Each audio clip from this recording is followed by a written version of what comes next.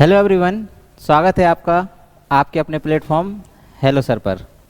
आज हम चर्चा करने वाले हैं मध्य प्रदेश के स्वतंत्रता आंदोलन में योगदान के बारे में, जिसमें हम प्रमुख विद्रोह और कुछ घटनाओं की चर्चा इसमें करेंगे।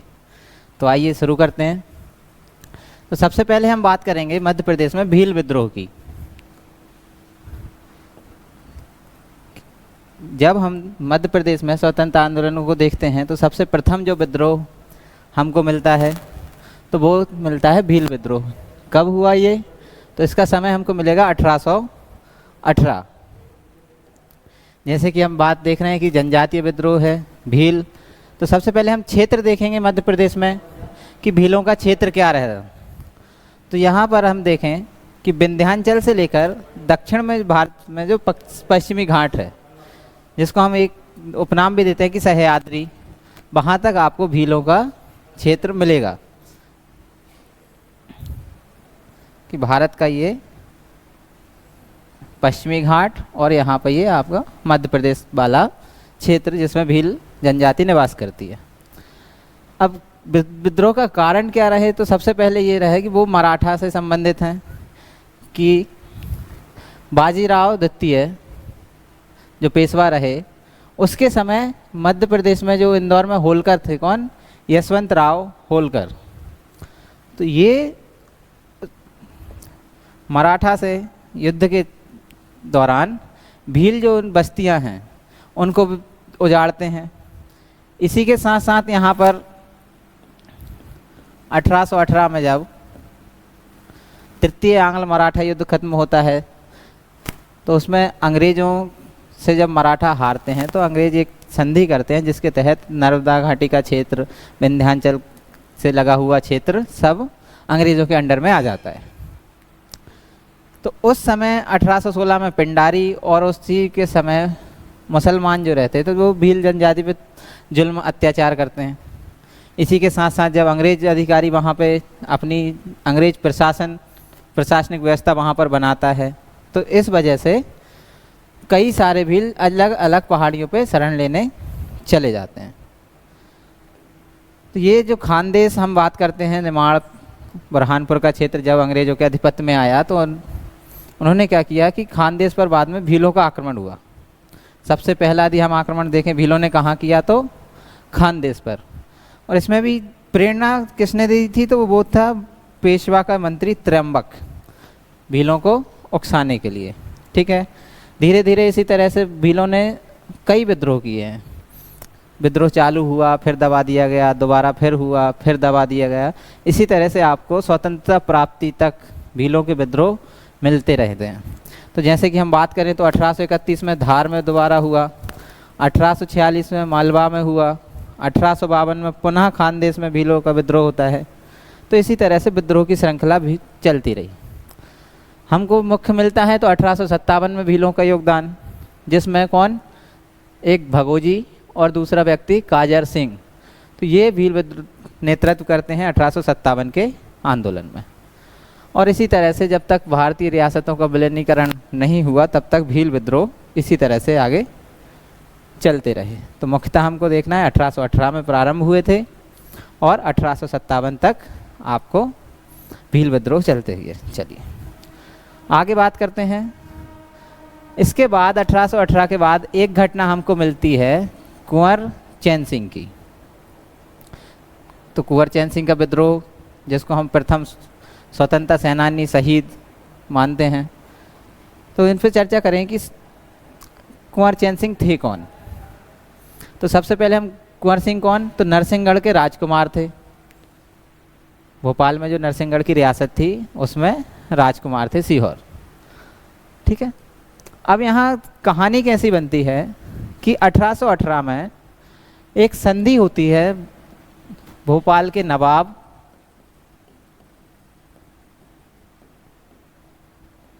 और अंग्रेजों के बीच में, जिस संधि को बोला जाता है रायसेन की संधि। रायसेन की संधि। तो इस संधि के तहत प्रावधान होता है कि सीहोर में एक सैनिक छावनी निर्मित होती है। कब? 1818 में।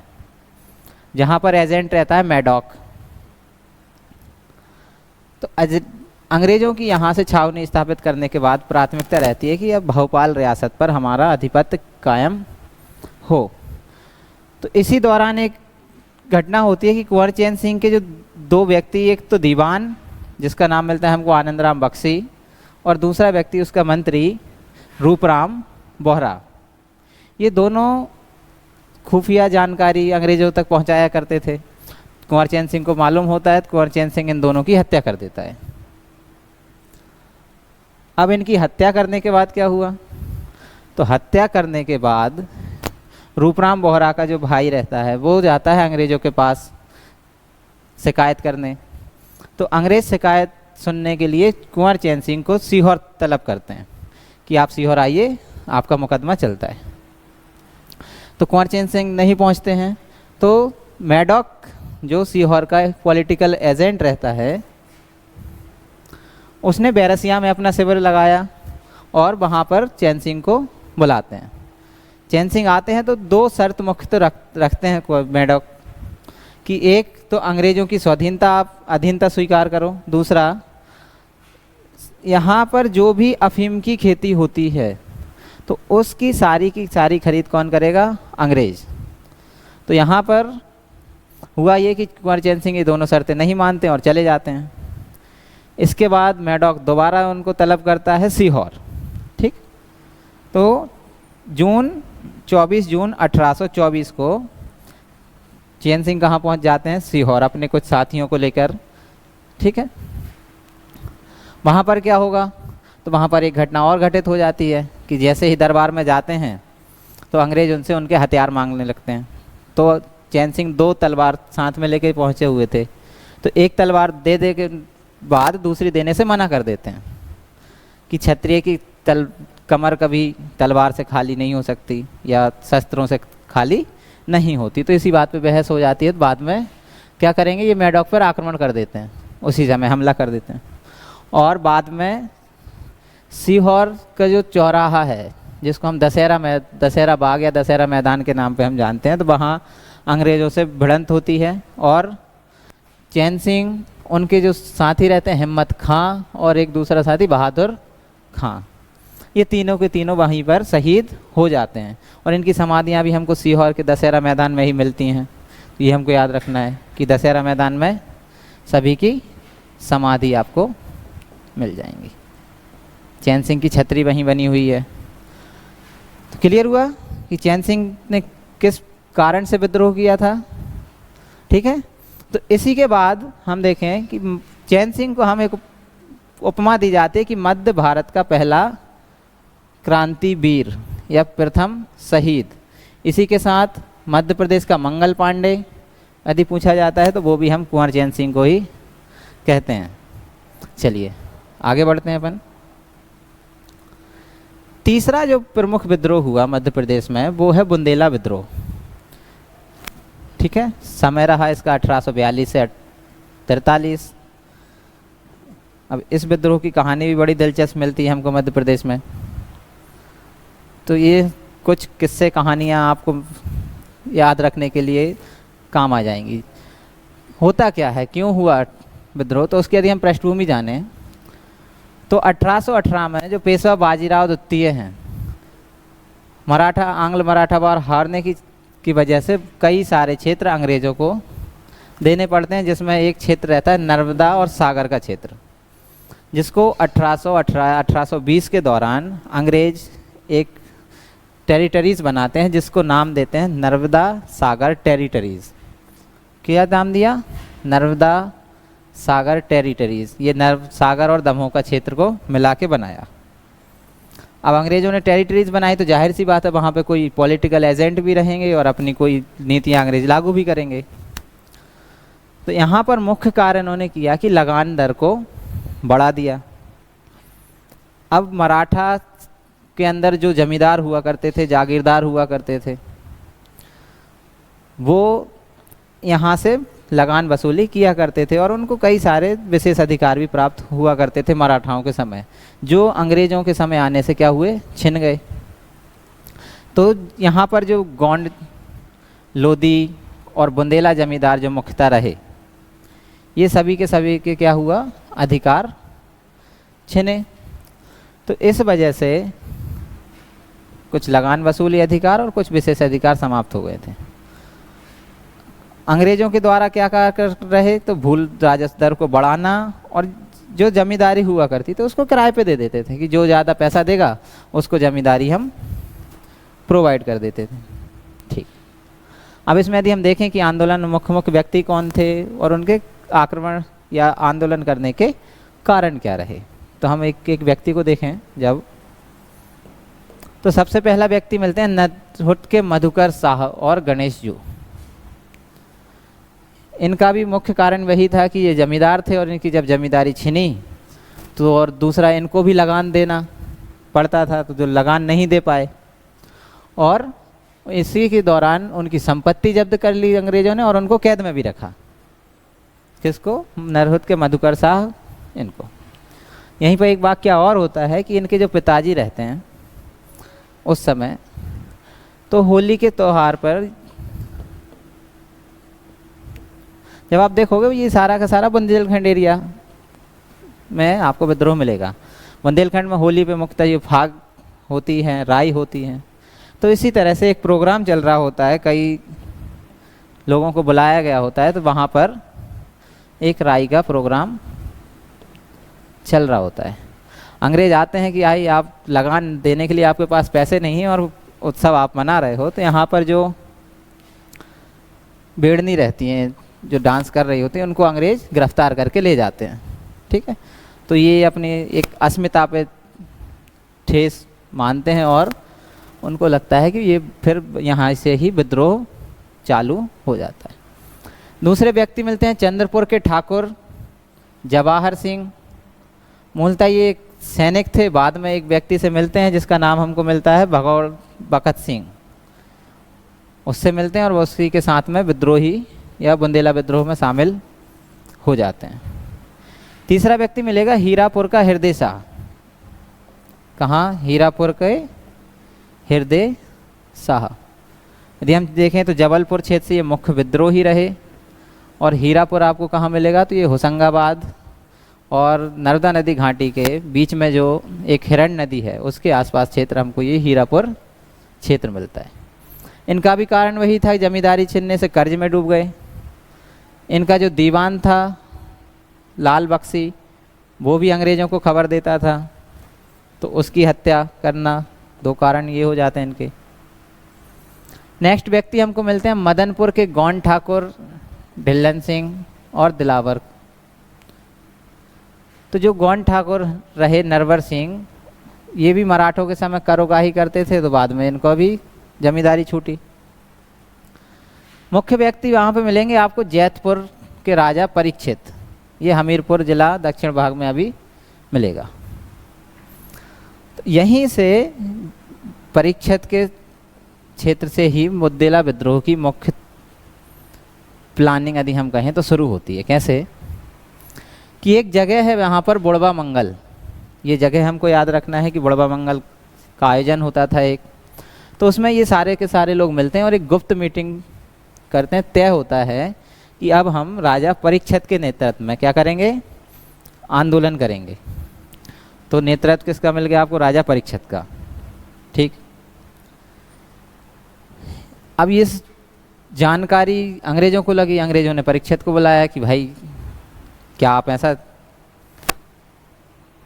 करने की सोच रहे हो। तो जबलपुर में बुलाया था इनको, लेकिन ना तो परीक्षित गए, ना हृदय शाह गए, ना उनके सहयोगी गए, तो मिलने भी नहीं गए उनसे, अंग्रेज़ों से। अब डिसाइड हुआ कि हमको विद्रोह करना है। दूसरा कारण कुछ इस तरह से भी सोचा कि 1839 के समय अंग्रेजी जो सेना थी, उस समय अंग्रेज अफ़गानिस्तान के वॉर में ज़्यादा बिजी थे, तो यहाँ से बहुत सारी सेना अंग्रेज़ों ने अफ़गानिस्तान ट्रांसफ़र कर रखी थी। तो एक मौका उन्हें ये भी लगा कि चलो ठीक है, सेना भी कम है तो हम यहाँ पर विद्रोह आसानी से कर सकते हैं। तो विद्रोह शुरू होता है 1842 में। केंद्र रहेगा मुख्यतः सागर, दमोह, जबलपुर, नरसिंहपुर और ये होशंगाबाद का क्षेत्र।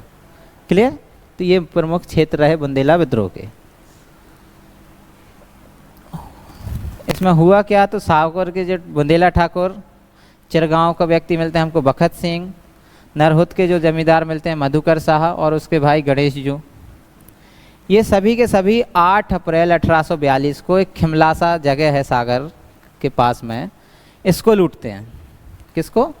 खिमलासा को। और 10 अप्रैल को विक्रमजीत, बखत सिंह, मधुकर शाह और अन्य बुंदेला ठाकुर और उनकी सेना राय बहादुर, विजय बहादुर के साथ नरहट पर अधिकार कर लेते हैं। किस पर? नरहट पर अधिकार उनका हो गया। नेक्स्ट आगे चलते हैं। तो इसी समय पुलिस से उनकी थोड़ी बहुत छीना झपटी, मुठभेड़ भी हुई और धीरे धीरे ये अभियान बुंदेलखंड क्षेत्र में पूरे फैल जाता है। यहीं पर अक्टूबर 1842 में हृदय शाह, यहाँ पर हमको जो भी नाम याद आ रहे हैं, जैसे हृदय शाह हुआ तो यहाँ पर हमको उसके क्षेत्र का नाम भी साथ में रखना है कि हृदय शाह थे कहाँ के। जैसे कि हीरापुर के हृदय शाह, मदनपुर के ढिल्लन सिंह, ठीक है, तो ये नरहुट के मधुकर शाह, तो ये जगह भी आपको साथ साथ में कनेक्ट करते हुए चलना है। कहाँ इन्होंने विद्रोह किया, तो जबलपुर में। मदनपुर के जो ढिल्लन सिंह थे तो इन्होंने क्या किया, तेंदुखेड़ा पे अधिकार कर लिया। ये भी आपको होशंगाबाद से लगा हुआ थोड़ा क्षेत्र मिल जाएगा, तेंदुखेड़ा। यहाँ पर जब विद्रोह ज़्यादा हुआ तो अंग्रेज़ों ने जो अधिकारी बनाया वो था कर्नल वॉटसन, इसको नागपुर से जबलपुर बुलाया और यहाँ पर जिसको उन्होंने अंग्रेज़ों ने जिम्मेदारी दी थी विद्रोह को दमाने की, तो वो था कर्नल सिलीमैन। कौन? कर्नल सिलीमैन। अब कई दिन हो गए, कई समय निकल गया, लेकिन कोई जब उपाय या विद्रोह नहीं दब पाया तो सिलीमैन ने क्या किया कि नर्मदा सागर क्षेत्र के जितने भी सरदार थे, अंग्रेज़ों के हितैषी जितने भी थे, सभी से हेल्प की मांग की कि यार विद्रोह को दबाने में उसकी मदद की जाए और सभी को, विद्रोहियों को सिर पे अच्छे खासे इनाम भी घोषित करिए। ठीक है, तो यहाँ आने के बाद क्या होता है, यहाँ आने के बाद कुछ लोगों धोखाधड़ी करना चालू करेंगे, जिसमें विद्रोह क्या होगा, इन अंग्रेज़ों का पूरा सबसे पहले ध्यान गया है हीरापुर के हृदय शाह पर। कहाँ पर? हीरापुर के हृदय शाह पर मेन रोल में, क्योंकि वो उस समय ज़्यादा देर एक्टिव थे तो वो दिखाई दे रहे। तो यहाँ होता क्या है कि शाहगढ़ के एक राजा रहता है बखतबली। कहाँ के? शाहगढ़ रियासत के राजा बखतबली। तो ये विश्वासघात करते हैं, अंग्रेज़ों को सूचना देते हैं और जैतपुर से जब लौटते समय बखतबली को पकड़वा दिया जाता है। तो यहाँ पर बखतबली ये कहते हैं अंग्रेज़ सिलीमैन के साथ में कि मैंने तो अपनी इच्छा से विद्रोह नहीं किया, ये राजा परीक्षित के कहने पे मैंने विद्रोह किया था। तो यहाँ पर माफ़ी वगैरह मांगते हैं और सिलीमैन हृदय शाह को माफ़ भी कर देता है। क्लियर? तो सिलीमैन ने क्या कर दिया, माफ़ कर दिया। फिर दूसरी कहानी आती है फरवरी 1843 में। एक व्यक्ति और हमको मिल जाता है, मदनपुर के ढिल्लन सिंह, दिलावर के नटवर सिंह, और ये चवार पाठक तहसीलदार जो रहता है उसके सामने समर्पण कर देते हैं पकड़ाने के वजह से। तो यहाँ पर मुख्य विद्रोही अब धीरे धीरे पकड़ाना चालू हुए। दूसरा विश्वासघात होता है किसके साथ? मधुकर शाह के साथ। हृदय शाह के साथ किसने किया? राजा बखतबली ने। मधुकर शाह के साथ कौन करता है? तो वो हमको मिलते हैं बानपुर के राजा मर्दन सिंह। तो यहाँ पर हमको दो व्यक्तियों के मुख्य नाम याद रखना है, एक बानपुर का मर्दन सिंह, दूसरा शाहगढ़ का बखतबली। इन्होंने क्या किया, इनकी मदद से मधुकर शाह को पकड़वा दिया और बाद में उनको फांसी मिल गई। और गणेश जो इनके भाई थे उनको देश निकाला दे के अंडमान जेल भेज दिया, जो अंत तक वहीं पर रहे। क्लियर हुआ? इसी के साथ बुंदेला विद्रोह हो जाता है मध्य प्रदेश में ख़त्म।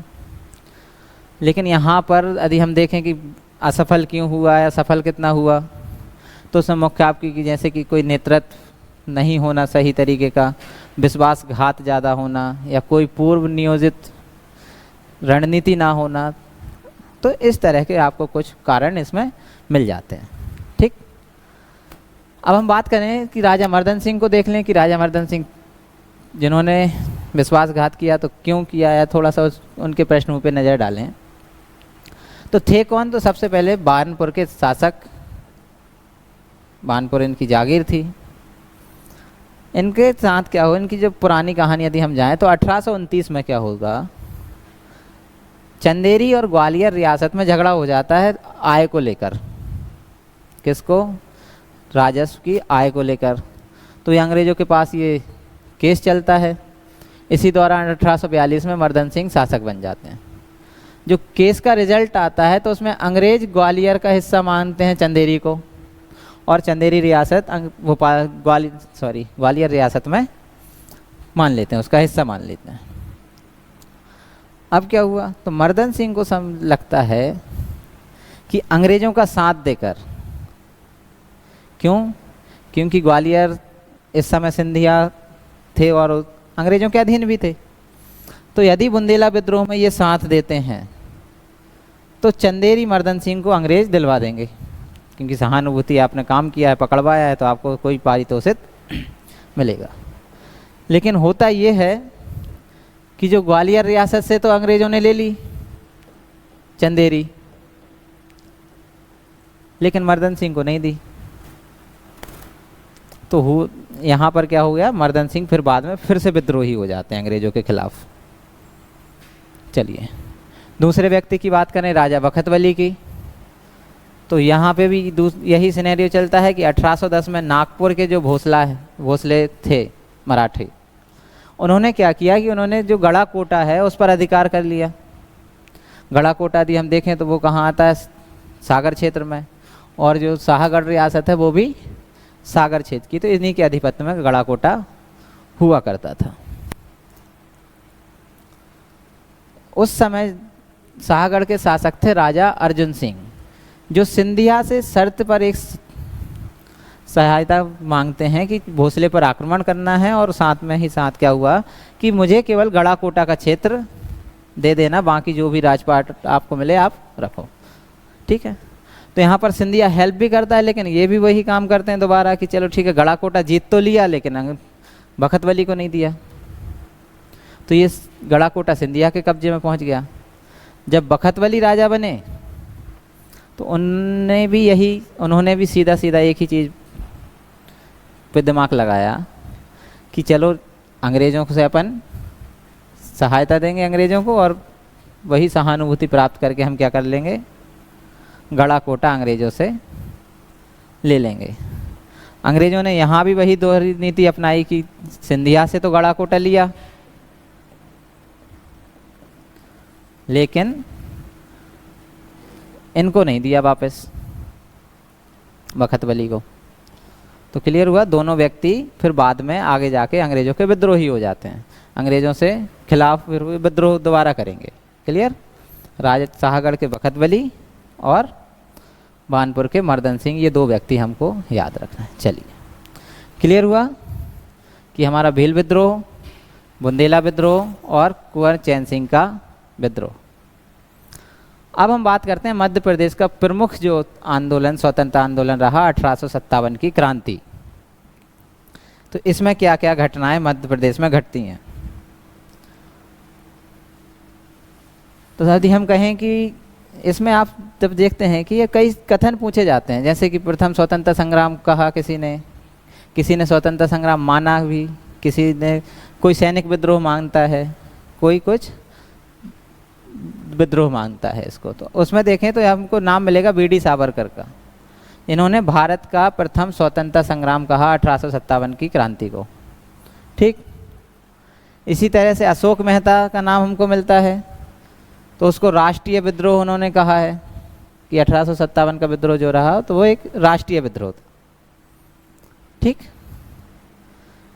जवाहरलाल नेहरू का कोट हमको मिल जाता है कि यद्यपि विस्फोट सैनिक विद्रोह के रूप में हुआ, लेकिन ये तेजी से ही फैला और लोकप्रिय जन विद्रोह एवं स्वाधीनता संग्राम का रूप इसने ले लिया था।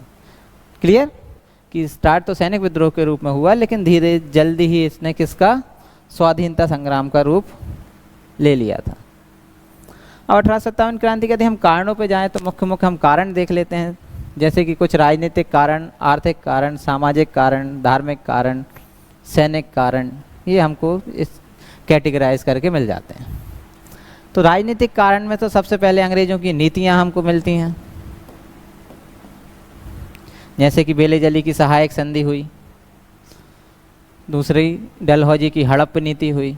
तो ये प्रमुख राजनीतिक कारण रहते हैं। डलहौजी गोद प्रथा को बंद कर देता है जिस तरह से, तो दत्तक पुत्र प्रथा जो भारत में चली आती है वर्षों से, उसको अमान्य घोषित कर देता है और वैध उत्तराधिकारी ना होने की वजह से राज्यों को किस में मिला लेता है, ब्रिटिश शासन में।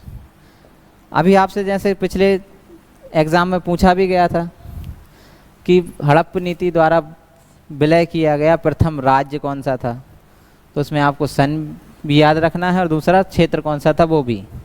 तो यदि हम डालें तो पहला राज्य था हमारा सतारा 1848, जैतपुर 1849, संभलपुर ये भी 1849, बाघात 1850, उदयपुर 1852, झांसी 1853, नागपुर 1854, करौली 1855 और अवध 1856। तो ये क्रम रहा डलहौजी का भारतीय राज्यों को मिलाने का। क्लियर। अब यदि मध्य प्रदेश के हिसाब से हम देखें तो कारण क्या रहे, तो जैसे कि झांसी की रानी लक्ष्मीबाई, तो उनका एक कारण रहता है कि उनका जो दत्तक पुत्र रहता है उसको पुत्र मानने से, उत्तराधिकारी मानने से अंग्रेज मना कर देते हैं। ठीक है, तो ये कुछ राजनीतिक कारण हमारे रहे। प्रशासनिक कारण की हम बात करें तो 1820 में जो नर्मदा सागर क्षेत्र बनाया उसको एक लेफ्टिनेंट एजेंट के अंडर में ये रख देते हैं, तो बहुत सारी नीतियाँ ऐसी होती हैं जहाँ जो क्षेत्रीय लोगों को पसंद में नहीं आती। इसी तरह से 1845 में उत्तर पश्चिमी प्रांत बनाते हैं, उसको भी गवर्नर नियुक्त कर देते हैं। जो स्थानीय जमींदार होते हैं, ठाकुर होते हैं, उनके अधिकार समाप्त हो जाते हैं, जो विशेष अधिकार उनको मिल रहे होते हैं। तो इस वजह से 1857 की क्रांति में मध्य प्रदेश के क्षेत्रीय जो जमींदार हैं वो भाग लेते हैं। आर्थिक की यदि हम बात करें तो स्थायी बंदोबस्त व्यवस्था, महालबाड़ी, रैयतबाड़ी, ये कुछ आर्थिक नीतियाँ जिसमें कई लगान की दर बहुत ही ऊंची रही और कहीं कृषकों को, कहीं ज़मींदारों को इससे नुकसान हुआ था। चलो मध्य प्रदेश में देखें तो सिवनी और सागर में नमक कर को बढ़ाना और हस्तशिल्प कला का, हस्तशिल्प जो उद्योग रहे कई सारे, इनका पतन हो जाना। तो ये आर्थिक कारण रहे 1857 की क्रांति के। इसी तरह से कुछ सामाजिक कारण जैसे कि शिशु हत्या पर रोक लगा देते हैं, दास प्रथा पर ये रोक लगा देते हैं, नरबली प्रथा समाप्त हो जाती है, विधवा विवाह कानून लाना। यदि हम देखें तो ये सभी के सभी काम तो अंग्रेज़ों ने अच्छे किए, लेकिन भारत का जो रूढ़िवादी वर्ग था उनको ये काम पसंद नहीं आए कि हमारे धर्म के साथ, हमारी समाज के साथ अंग्रेज़ों ने क्या किया, छेड़छाड़ की है। तो इसलिए भी कुछ धार्मिक रूढ़िवादी लोग इसके विरोध में हो जाते हैं। यदि धार्मिक देखें तो ईसाई धर्म का प्रचार प्रसार ज़्यादा होने लगा था उसी समय। 1833 का चार्टर एक्ट जैसे हमको मिलता है। धार्मिक नियोक्ता एक्ट लागू करते हैं, जिसको उत्तराधिकार या हम बात करें तो संपत्ति से संबंधित हो जाता है ये, कि अगर आप ईसाई धर्म को स्वीकार करते हैं तो आपको पैतृक संपत्ति का अधिकार मिलेगा, अन्यथा आपको पैतृक संपत्ति का अधिकार नहीं होगा। कुछ सैनिकों के विद्रोह देखें तो वो नस्लीय भेदभाव, डाकघर एक्ट 1854 का, जिसमें अंग्रेज जो भारतीय सैनिक रहा करते थे उनको घर पे चिट्ठी देने के लिए भी टैक्स देना पड़ने लगता था। चलिए तात्कालिक कारण की हम बात करें तो वो हम सबको पता है कि जो नई राइफ़ल थी, न्यू इनफील्ड राइफ़ल, जिसमें वो चर्बी वाले कारतूस का प्रयोग किया जाता था और उसको मुंह से खोलना पड़ता था, जिसकी वजह से भारतीय जो सैनिक रहे उन्होंने विद्रोह कर दिया। ठीक, तो ये तो हमने देखे क्या कारण। अब जो एग्ज़ाम की दृष्टि से मुख्यतः जो हमसे चीज़ें पूछी जाती हैं, जैसे कि उसकी कोई दिनांक हमको मिलती है, कोई नेतृत्व हमको मिलता है, नेतृत्व के साथ हमको वहीं क्षेत्र मिल जाएगा। ठीक है, कोई घटना हमको यदि ऐसी मिलती है। तीसरा, उससे संबंधित कथन हमको पूछे जाते हैं आजकल एग्ज़ाम में। नेक्स्ट, यदि कोई पुस्तक उससे संबंधित है। तो 1857 की क्रांति को कुछ इस तरीके से फैक्ट के रूप में हमको देखना है। चलिए शुरू करें। तो हम देखते हैं कि 1857 क्रांति भारतीय स्तर पे कब, किस दिनांक को शुरू हुई। तो 29 मार्च 1857 को बैरकपुर छावनी में एक व्यक्ति मिलता है, मंगल पांडे, जो वहाँ पर अपने अंग्रेज अधिकारियों की गोली मारकर हत्या कर देता है। क्लियर। और इसीलिए 8 अप्रैल को मंगल पांडे को क्या दे दी जाती है, फांसी। तो प्रथम शहीद यदि हम बात करें स्वतंत्रता संग्राम में तो वो मंगल पांडे। इसके बाद क्या हुआ कि 10 मई को कौन सी छावनी सबसे पहले विद्रोह हुआ, तो मेरठ की छावनी में विद्रोह शुरू होता है 10 मई को, जबकि तारीख तय थी 31 मई की। जब हम देखते हैं कि जो लोग मीटिंग करते हैं उसके बाद एक प्रतीक के रूप में रोटी और कमल का जो फूल है, तो वो एक छावनी से दूसरी छावनी, दूसरी छावनी से तीसरी छावनी डिस्ट्रीब्यूट किया जाता था। ठीक है। तो ये समय से पहले चालू होती है। तो 10 मई को मेरठ छावनी में क्या हो जाता है, विद्रोह शुरू हो जाता है। इसी के साथ मेरठ छावनी के सारे लोग दिल्ली पहुंचते हैं और बहादुर शाह जफ़र को राजा घोषित कर देते हैं। मुग़ल सम्राट जो उस समय थे बहादुर शाह जफ़र। यहाँ पर एक चीज़ याद रखनी है कि राजा तो बहादुर शाह जफ़र को इन्होंने बनाया था, लेकिन जो वास्तविक नेतृत्व था उसके लिए मिल जाता है एक व्यक्ति, बखत सिंह। कौन? बखत सिंह। इसके हाथों में था पूरा नेतृत्व, जो बहादुर जफ़र का सेनापति उस समय हुआ करता था। अब हम मध्य प्रदेश में आ जाएं कि मध्य प्रदेश में कब हुआ। तो मध्य प्रदेश में शुरू होता है 1857 क्रांति 3 जून 1857 को। कहाँ से? तो नीमच छावनी विद्रोह, नीमच की छावनी से 3 जून को शुरू होता है। इसी क्रम में 14 जून को ग्वालियर की मुरार छावनी में सिपाहियों का विद्रोह होता है, जो शिवपुरी से सारी की सारी संचार व्यवस्था नष्ट कर देते हैं अंग्रेजों की। आगे बढ़ते हैं तो 17 मई को सागर में, यहाँ पर शेख रमजान के नेतृत्व में विद्रोह होता है। तो यहाँ पर हमको मुख्यतः ये रखना है कि क्षेत्र और उसमें नेतृत्व विद्रोह का कौन कर रहा है। जिस तरह से सागर में किसने किया, शेख रमजान ने। और इसी के साथ में बखत बली और मर्दन सिंह जो 1842 के बुंदेला विद्रोह में अंग्रेजों का साथ दिया था, 1857 के विद्रोह में यहाँ आके क्या करते हैं, भारतीयों का साथ देते हैं। इसी की यदि हम बात करें तो राहतगढ़ क्षेत्र तक ये पहुँचे जुलाई 1857। यहाँ पर गड़ा अम्बा पानी का जो एक रायसेन की एक जागीर थी, वहाँ के व्यक्ति मिलता है, एक व्यक्ति फाजिल मोहम्मद खान। इसके भाई का नाम आदिल मोहम्मद खान पूछ लिया गया है। तो उन्होंने आक्रमण किया और बाद में इनको रायसेन नहीं, राहतगढ़ के दुर्ग में ही क्या दे दी जाती है, फांसी। लेकिन यहाँ याद रखने वाली एक चीज़ है कि यदि फाजिल मोहम्मद खान ने विद्रोह कहाँ से किया था यदि पूछा जाता है तो वो हमको याद रखना है कि भोपाल रियासत में। भोपाल रियासत कहाँ, ये रायसेन और भोपाल वाला क्षेत्र। क्लियर हुआ। चलिए, इसके बाद मुख्य जो मिलता है हमको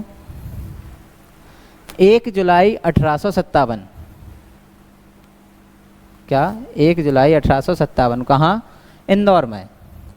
तो इंदौर में जो नेतृत्व करता थे वो थे सागरदत्त खां, भागीरथ सिलावट और बंस गोपाल। तो इनके नेतृत्व में इंदौर में विद्रोह हुआ। ठीक है। उस समय इंदौर के शासक कौन हुआ करते थे, तो कोजीराव होलकर द्वितीय। यदि आपसे क्वेश्चन पूछा जाता है कि 1857 की क्रांति के समय होलकर का शासक कौन था, तो वो हमको याद रखना है। और ये अप्रत्यक्ष रूप से विद्रोहियों का ही साथ देते हैं। ठीक है, क्लियर हुआ। तो यहाँ से हुआ ये कि ये जो विद्रोह चालू हुए तो जितने भी ब्रिटिश अधिकारी थे ये सभी के सभी इंदौर से छोड़कर कहाँ पहुँच जाते हैं, सीहोर। हम देखते हैं कि सीहोर में सैनिक छावनी जो 1818 में स्थापित किए। तो ये सारे के सारे विद्रोही अंग्रेज कहाँ पहुँच जाते हैं? सीहोर। तो यहाँ पर जो भोपाल की नवाब थी इस समय, सिकंदर बेगम, इनका नाम याद रखना है। तो ये मदद करती हैं अंग्रेज़ों की। क्लियर? कौन? सिकंदर बेगम। नेक्स्ट 3 जुलाई 1857 को अमझेरा रियासत के बख्तावर सिंह, ये कहाँ विद्रोह करते हैं? भोपावर में। तो बाद में इनको फांसी चढ़ा दिया जाता है, ये हमको याद रखना है। बुंदेलखंड क्षेत्र में यदि हम देखें तो शाहगढ़ के जिस हम बात की, जैसे कि बखतवली, इनका ही एक सेनापति का नाम हमको मिल जाता है, बौधन दोआ। तो इन दोनों ने सागर में तात्या टोपे जैसी भूमिका निभाई। यदि हम बात करें कि तात्या टोपे ने क्या किया, तो गोरिल्ला युद्ध पद्धति और कई सारे क्षेत्रों को जीता। इसके बाद आगे हम देखें तो सेंधवा और बड़वानी। सेंधवा बड़वानी का क्षेत्र यदि हम बात करें तो कौन सा? ये निमाड़ वाला एरिया, पश्चिमी निमाड़, ठीक है। यहाँ पर नेतृत्व किया भीमा नायक। किसने? भीमा नायक। तो ये जनजातीय व्यक्तित्व हैं, इसलिए इनको और ध्यान गौर करना है हमको इन पे, क्योंकि यदि हम देखें तो जनजातीय व्यक्तित्वों के बारे में हमारे से क्वेश्चन ज़्यादा बन रहे हैं, ठीक है। बाद में भीमा नायक को उम्र कैद हुई और इनको अंडमान द्वीप भेज दिया जाता है। तो क्षेत्र क्या था? सेंधवा बड़वानी। इसी के साथ में हम बात करें तो कुछ एक गौंड शासिका हमको मिलती है रामगढ़ की, जिन रानी अवंतीबाई। क्लियर? शंकर शाह और रघुनाथ शाह। तो ये मंडला गढ़ाकोटा मंडला के, ये गढ़ा मंडला के शासक। मंडला में विद्रोह किया तो बाद में इन दोनों को तोप के मुंह पे बांध के अंग्रेज द्वारा उड़ा दिया जाता है। तो हमको केवल इतना सा याद रखना है कि गढ़ा मंडला में किसने विद्रोह का नेतृत्व किया था? तो शंकर शाह और रघुनाथ शाह। इसके बाद आगे चलें तो जनवरी 1858 में झांसी। तो झांसी में कौन था अंग्रेज अधिकारी? ह्यूरोज। किससे इनकी भिड़ंत हुई? तो रानी लक्ष्मीबाई से। जब झांसी को अंग्रेजों ने घेर लिया जाता है तो रानी वहाँ से कालपी, और कालपी से कहाँ पहुँचती हैं? ग्वालियर। तो यहाँ पर ग्वालियर के किले को जीतती हैं। यहाँ का शासक जो रहते हैं सिंधिया, वो ग्वालियर से कहाँ चले जाते हैं?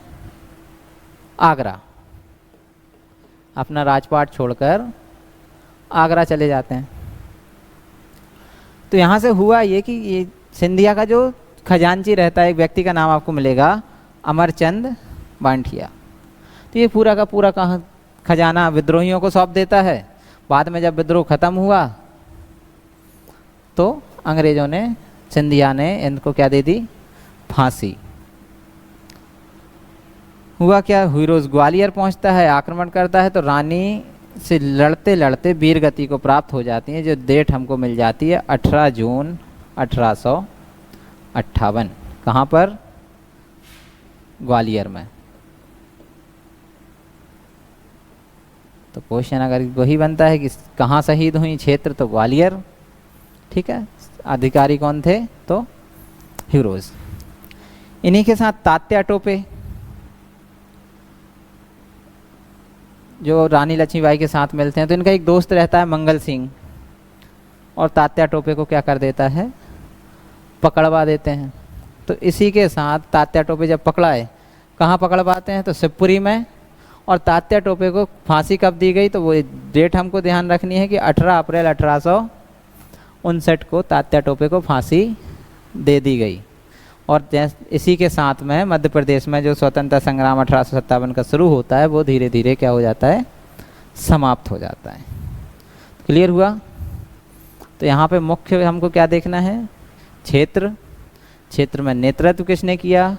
अगर उससे संबंधित कोई तारीख हमको मिलती है वो हमको देखना है, और किसने किसका साथ दिया वो हमको देखते हैं।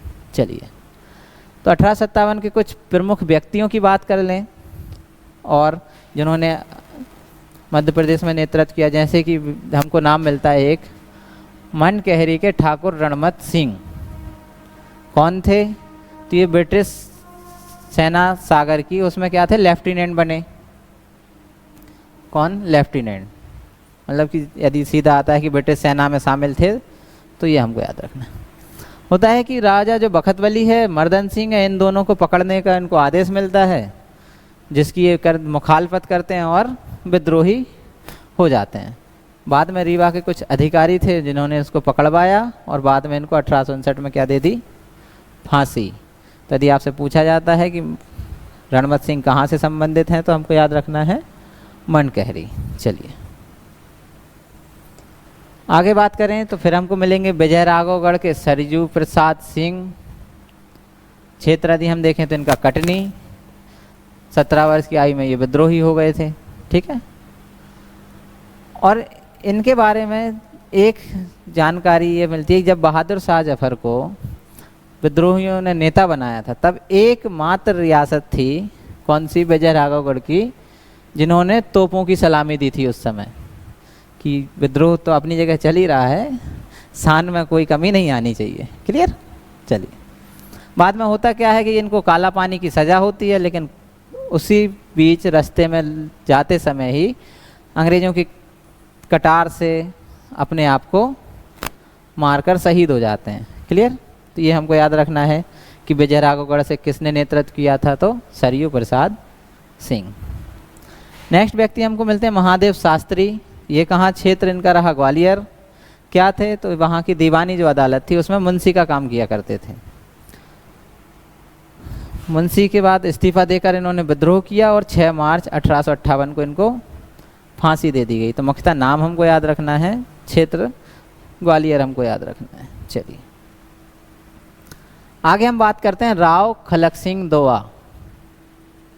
नेतृत्व कहाँ किया, तो सेवड़ा जो दतिया में है वहाँ के किलेदार थे, और दतिया के पास में ही आपको ये बुंदेलखंड वाला क्षेत्र मिलता है, झांसी ग्वालियर। तो इसलिए महारानी लक्ष्मीबाई के क्या थे, सहयोगी थे। हुआ क्या, आजीवन कारावास मिला और चुनार के किले में इनको बंद करके रख दिया गया। क्लियर हुआ। चलिए नेक्स्ट हम देखें तो 1857 की क्रांति से संबंधित हमने जो पहले भी चर्चा की है कि कई सारे, चाहे वो 1800 विद्रोहों से संबंधित हों, चाहे वो किसी और दूसरी घटनाओं से संबंधित हों, राष्ट्रवाद से संबंधित हों, तो इस तरह के कथन हमसे कई बार पूछे जा रहे हैं। तो कुछ मुख्य कथनों की हम चर्चा कर लेते हैं यहाँ पर। जैसे कि L.E.R. रीज एक विद्वान इतिहासकार यदि हम कहें तो उन्होंने क्या बोला इस 1857 की क्रांति के बारे में, कि यह धर्मांधों का ईसाइयों के विरुद्ध क्या था, धर्म युद्ध था। तो ना तो इन्होंने सैनिकों की बात की ना राष्ट्रीयता की बात की, इन्होंने क्या कहा, धर्मांधों का ईसाइयों के विरुद्ध धर्म युद्ध था। चलिए दूसरे व्यक्ति मिलते हैं बेंजामिन डिज़रेली, जिन्होंने क्या किया, कहा कि ना तो यह राष्ट्रीय विद्रोह था और ना ही सिपाही विद्रोह। ठीक है। दूसरे व्यक्ति मिलते हैं R.C. मजूमदार, इन्होंने कहा है तो ना तो प्रथम, ना ही राष्ट्रीय और ना ही स्वतंत्रता संग्राम था। तो इन्होंने इसको कुछ भी नहीं माना, एक केवल विद्रोह माना है। ठीक है। नेक्स्ट व्यक्ति मिलते हैं जॉन लॉरेंस, तो इनका कहना था कि सिपाही विद्रोह के अलावा ये कुछ नहीं था, ना तो इसको राष्ट्रीय विद्रोह कहेंगे ना दूसरा कोई स्वतंत्रता संग्राम, केवल क्या था, एक सिपाहियों द्वारा किया गया विद्रोह। एक सिले का नाम हमको मिल जाता है जो कहता है कि पूर्णतः देशभक्ति रहित स्वार्थी सिपाही विद्रोह था। कैसा कि देशभक्ति की इसमें कोई भी भावना नहीं थी, केवल स्वार्थ बस किया गया सैनिकों के द्वारा विद्रोह था। ठीक। जेमथ आउट्रम और W. टेलर ये बोलते हैं कि अंग्रेज़ों के विरुद्ध हिंदू और मुसलमानों का षड्यंत्र था। तो इन्होंने सैनिकों को छोड़ के किसको, धर्म को तवज्जो दी कि हिंदू और मुस्लिमों का एक षड्यंत्र। J.R. होम्स की हम बात कर लें तो इन्होंने कहा कि सभ्यता और बर्बरता का संघर्ष था। क्लियर हुआ। तो ये सभी के सभी कथन किससे संबंधित हैं, तो वो 1857 की क्रांति से संबंधित हमारे कथन है। चलिए आगे हम बात करें तो कुछ बुक्स हैं इससे संबंधित उनकी चर्चा कर लें, किसने कौन सी बुक्स लिखी है। जैसे कि बी डी सावरकर की हम बात करें तो उनकी बुक्स का नाम है the Indian war of independence 1857। तो ये उन्होंने स्वाधीनता संग्राम भी उसको कहा है और बुक भी लिखी है, तो वो हमको याद रखना है। अशोक मेहता की बुक का नाम क्या है? तो उनकी बुक का नाम हमको मिलता है 1857 द ग्रेट रिवॉल्ट। इसी तरह से एरिक थॉमस स्टाफ की बुक है the peasant and the Raj. R C. Majumdar, तो ये sipahi mutiny and revolt of 1857। Karl Marx और फ्रेडरिक एंजल, इन्होंने भी बुक लिखी 1857 की क्रांति पे, जिसको नाम दिया the first Indian war of India independence 1857। एक सर सैयद अहमद खान का नाम हमको मिलेगा जिन्होंने the causes of the Indian revolt 1857 नामक पुस्तक लिखी है। और एक व्यक्ति का नाम और मिलता है जिनका नाम है S.N. सेन। ठीक है, इनकी बुक का ही नाम है केवल 1857। तो कभी केवल सेन अकेला लिखा आए और पूछे किसकी पुस्तक है तो वो किसकी है? S.N. सेन की। क्लियर हुआ? चलिए, तो आशा करता हूँ कि आज की क्लास आपके लिए हेल्पफुल रही होगी। इसी तरह से और आगे की क्लासों के लिए हमसे जुड़े रहिए और अपनी तैयारी को मजबूती बनाए रखिए। धन्यवाद।